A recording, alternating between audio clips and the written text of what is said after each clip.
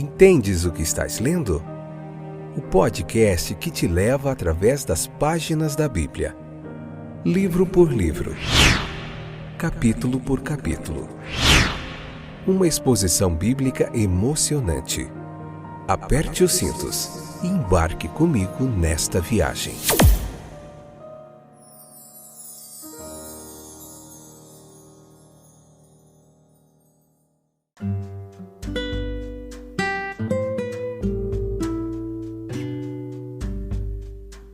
Olá, gente boa de Deus, eu sou o Fábio e esse é mais um episódio do podcast Entendes o que estás lendo, Deuteronômio capítulo 32, parte 2, episódio de número 769. Que bom que você está aí para a gente juntinhos meditarmos na palavra de Deus. Essa é a terceira vez que eu vou tentar gravar esse episódio.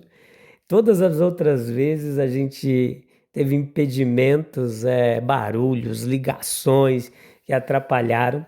A gente estava quase na metade em algum deles e tivemos que deletar o áudio, não deu para arrumar. Mas enfim, são os bastidores aqui que vocês não sabem, as dificuldades que às vezes a gente enfrenta, mas enfim, vamos lá. Hoje vai dar certo, se Deus quiser. Vamos falar do testemunho da história para Deus, Deuteronômio capítulo 32, versículos 7 ao 14. Leia lá e depois vem para cá junto comigo e muitos outros comentaristas bíblicos para a gente entender melhor o texto, o contexto, numa hermenêutica e numa exegese clara e objetiva para você compreender o texto bíblico, tá bom? Se a gente considerasse, refletisse, ponderasse, os homens se esforçariam para serem melhores, sim. Colocar em atividades todas as nossas capacidades é um dever imperativo, sagrado. Veja que para esse propósito foi que Deus nos deu as nossas habilidades, dons e capacidades. Quem sou eu? De onde vim? Qual é a minha ocupação na vida? Quais são as minhas obrigações para com o meu Criador? Essas são questões de interesse nosso, interesses transcendentais e vitais para a nossa alegria. Pergunte de forma inteligente e completa, e então haja de acordo com as respostas da palavra de Deus. A cuidadosa provisão de Deus para Israel, ela foi longa e contínua, cuidadosa e especial. Não menor, provavelmente maior, tem sido a sua provisão atenciosa para nós. A nossa terra vem, meus queridos, a eras incontáveis, sendo preparada como local adequado para a habitação do homem. Existem rochas que foram formadas para o uso do homem, tesouros de metais, minerais, foram armazenados para o seu benefício. O solo foi preparado para receber a sua semente. Uma preparação maravilhosa e meticulosa foi feita. Igualmente notável é a sabedoria de Deus em selecionar territórios especiais para nações especiais. Em meio a toda a confusão de guerras, a mão invisível de Deus, ela repartiu entre as nações a sua herança. Oceanos e rios, montanhas e desertos têm sido os muros da separação de Deus. Todas essas seleções foram subordinadas ao bem-estar de Israel. Todas as linhas do governo de Deus se encontraram aqui.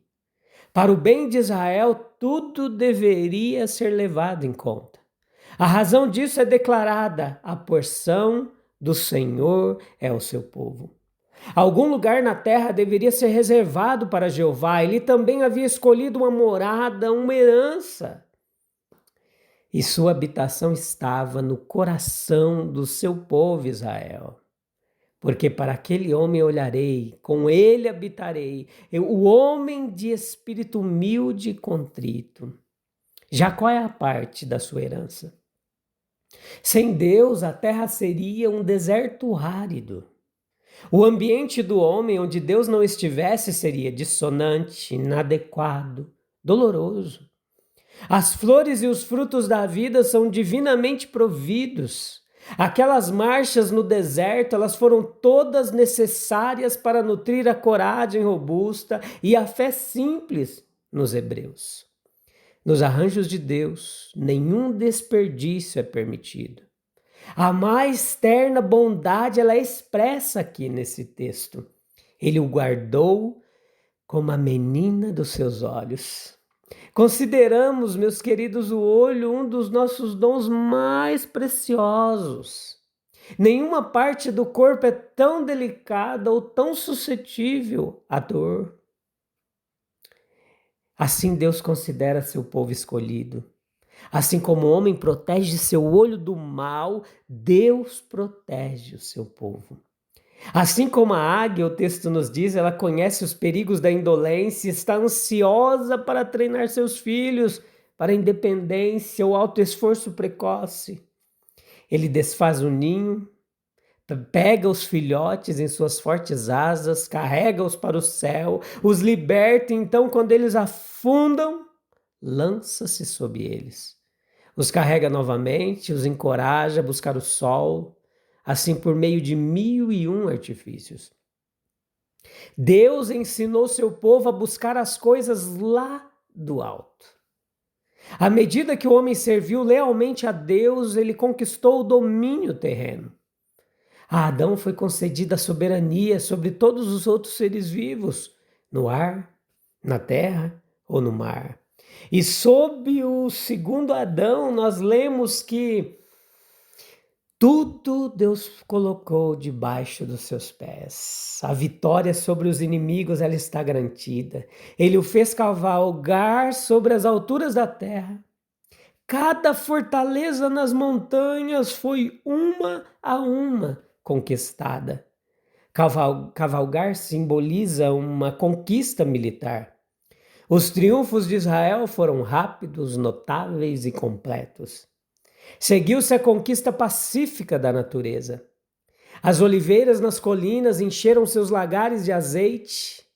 Abelhas selvagens trabalharam cedo e tarde para estocar mel. Seu gado, fartamente alimentado, produzia manteiga e leite em abundância. Por causa das guerras, das desavenças com os cananeus, as colheitas foram devastadas e os rebanhos destruídos. Agora, a paz reinava em todos os vales e as próprias árvores floresciam com alegria. Colinas e planícies despejavam seus tributos incessantes aos pés do homem nobre. O único autor dessa esplêndida herança foi Deus. Só o Senhor o guiou. As divindades dos amorreus, se é que tinham algum poder, haviam concedido aos seus devotos uma herança de luxúria, de guerra, de ruína. Seja qual for o contraste entre a herança de Israel, isso se devia à beneficência de Jeová. Ele os havia abençoado com mão generosa. Era a indulgência de seu instinto inato de dar e alegrar. Nenhum homem são entre eles poderia chegar a outra conclusão, senão a de que Jeová era o doador real de tudo. E a uma só voz deveriam ter feito claro sinal soar com calorosas aleluias. O Senhor fez grandes coisas por nós. A dádiva era única, era invisível, era visivelmente um ato de graça. O mundo ele governou, caminhou e tudo aconteceu em benefício da igreja. Deuteronômio 32:8, a gente pode entender aqui que este versículo afirma que na distribuição providencial das nações, na atribuição a elas de seus territórios especiais, respeitou-se desde o início a provisão de uma morada adequada para a raça escolhida.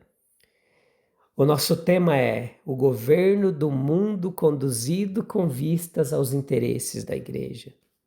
Uma verdade frequentemente ensinada nas Escrituras, tanto por fatos históricos, quanto por declaração expressa. A posição de Israel o colocou em contato não apenas com pequenos estados vizinhos, mas também com os mais poderosos impérios do Oriente e do Ocidente. Estes aparecem nas Escrituras apenas quando afetam a raça escolhida. Mas então se torna manifesto como seus movimentos são inteiramente direcionados e controlados pela providência divina. E o centro dos propósitos de Deus é sempre Israel. Por amor de vós, diz Deus, enviei contra a Babilônia, fiz descer todos os seus nobres e os caldeus. O Egito é visitado por fomes. O desígnio é a execução de um plano específico na cadeia de compromissos de Deus para Israel. Um Ciro é levantado na Pérsia, e Deus diz dele, ele é meu pastor, ele cumprirá toda a minha vontade, etc. Isaías 44, 28. Assim é em toda parte, Egito, Assíria, Babilônia, Pérsia, Grécia, Roma, todos eles vão aparecer ao longo dos nossos estudos bíblicos. Em todas as suas relações com Israel, como ministros da vontade divina, como simples executores dos propósitos divinos, e seu poder é estritamente limitado por sua comissão. Em harmonia com este ensinamento profético estão os testemunhos expressos das epístolas. Por exemplo, Romanos 8, 28, Efésios 1, 20 e 23, Efésios capítulo 3, versículo 9 ao 11. O objetivo da história é o estabelecimento na terra de um reino espiritual universal. Uma reunião de todas as coisas em um só, com Cristo como cabeça, Efésios 1, 10. E é certo que aqui deve estar a chave para todos os desenvolvimentos históricos, a explicação de todos os arranjos e movimentos da providência divina. O centro de interesse deve ser sempre aquela porção da raça com a qual, por enquanto, o reino de Deus se identifica. Esse texto nos traz um panorama da graça divina, meus queridos. Como Israel foi encontrado, liderado, ensinado e guardado. Versículo 10 fala onde Deus o encontrou. Em parte metafórico, o estado de Israel no Egito sendo comparado ao de um homem perecendo no deserto. E em parte literal. Foi no deserto que Deus encontrou o povo quando os aceitou em aliança. Uma imagem da condição desamparada e sem esperança do pecador, separado da vida, sem abrigo, provisão, lugar de descanso ou um lar definitivo. O versículo 10 ainda e o 11 fala como Deus lidou com ele. O fato de Israel ter permanecido no deserto por tanto tempo foi culpa deles. Mas a graça prevaleceu sobre a disciplina para o bem. A longa permanência no deserto tornou a situação de Israel também um exemplo melhor da nossa. Há propósitos a serem alcançados por essa permanência, João 17,15. Deus se mostrou condescender com a fraqueza de Israel, Oséias capítulo 11, versículo 3 e 4. Consciente de sua ignorância, ele instruiu. Ele cuidava da sua segurança quando ele disse que guardava-o. O amor e a solicitude implícitos em frases como guardava como a menina dos seus olhos e como a águia o desperta, etc. Tudo isso merece uma atenção especial da gente. A menina dos olhos é uma parte sensível, que protegemos com o máximo cuidado e dos menores ferimentos. Versículo 13 e 14 fala para onde Deus o conduziu. Proveu-lhe descanso numa terra de fartura. Proveu-lhe tudo o que o coração poderia desejar. Assim Deus leva o cristão a um lugar amplo e rico, um lugar de plenitude, de alegria, das mais ricas satisfações, dos mais perfeitos deleites. Espiritualmente, mesmo aqui, onde as circunstâncias mais desfavoráveis lhe rendem bênçãos inesperadas, eternamente e em forma aperfeiçoada, lá no além. Somente Deus fez tudo isso por Israel. Versículo 12. Falando novamente do versículo 11 desse capítulo 32 sobre a águia, a gente vê a descrição de uma águia fêmea estimulando seus filhotes a aprender a voar, em seguida protegendo-os com o máximo cuidado para que os fracos não sofram nenhum dano. Nesta imagem do tratamento da águia com seus filhotes, observe o seu objetivo. Ela visa ensiná-los a autossuficiência. Não é desejo de Deus que seus filhos sigam em fila indiana, eles devem ser treinados para uma ação rápida, destemida e autossuficiente diante das dificuldades da vida. Este era um objetivo da disciplina do deserto.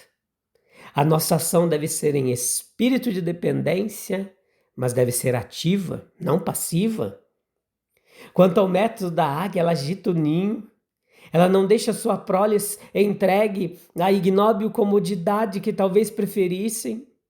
E assim Deus muitas vezes desperta seu povo para a ação, tornando o seu lugar desconfortável para eles. Ao colocá-los em situações difíceis, ao remover confortos, pelo estímulo da necessidade, pela provocação aguda das aflições, ele os incita a pensar, agir e desenvolver as melhores faculdades, habilidades que estão neles. O experimento não chega ao ponto de permitir que os filhotes se machuquem.